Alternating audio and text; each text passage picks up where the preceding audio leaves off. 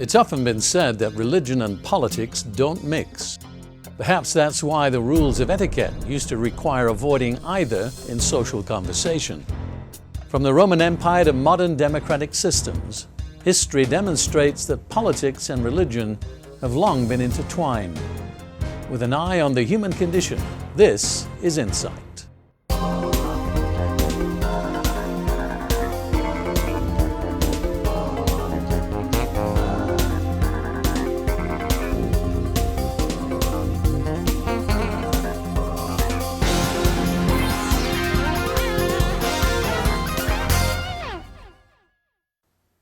The role of religion in political life has come to the fore again in recent years. It used to be said that religion was dead and that its role in public life was over. The idea was that as societies became more and more secularized and modernized, religion was bound to retreat. But religious elements were present in all the world's political systems, from totalitarian to democratic. Of course, there's been much more focus on religion in public life, with the recent rise of fundamentalisms of various kinds, both Christian and Muslim, and with the collapse of the Soviet system. Italian author and historian Emilio Gentile has focused on what he calls the sacralization of politics. That's to say, making aspects of a secular political system into something bordering on the holy or sacred. This predates by many years the recent emergence of religion as a force in international affairs. In a Vision interview, he explained in more detail what he means by sacralization.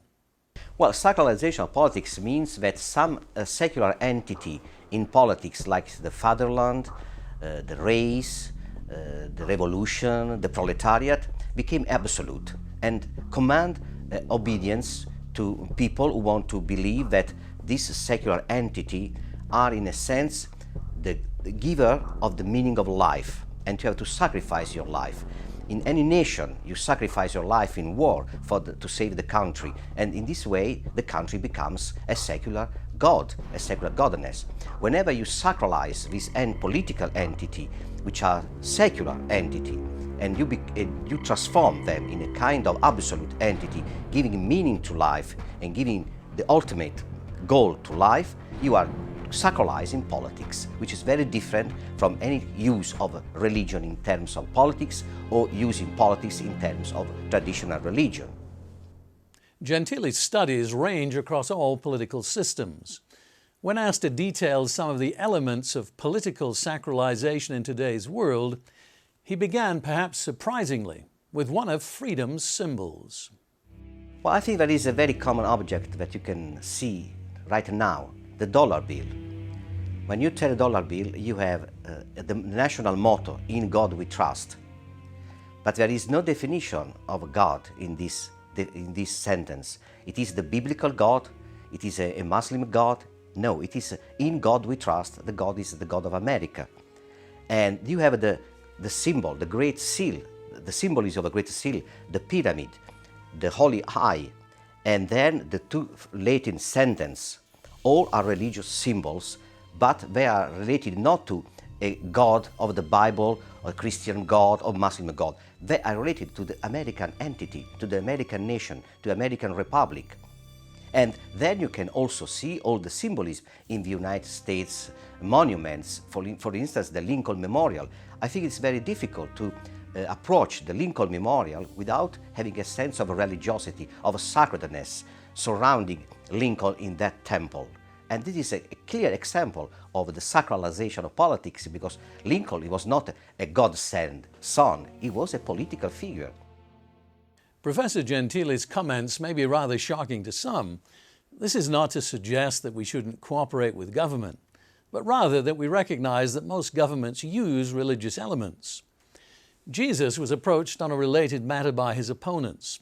In an attempt to trap him, they asked, "Is it lawful to pay taxes to Caesar or not?" He asked whose image was on the coinage. Of course, it was Caesar's.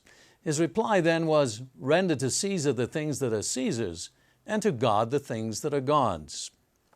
In so doing, he avoided their trick question, and at the same time drew a distinction between the secular and the religious, while indicating that both require compliance. What remained unspoken was what happens when there's a conflict between man's laws and God's laws.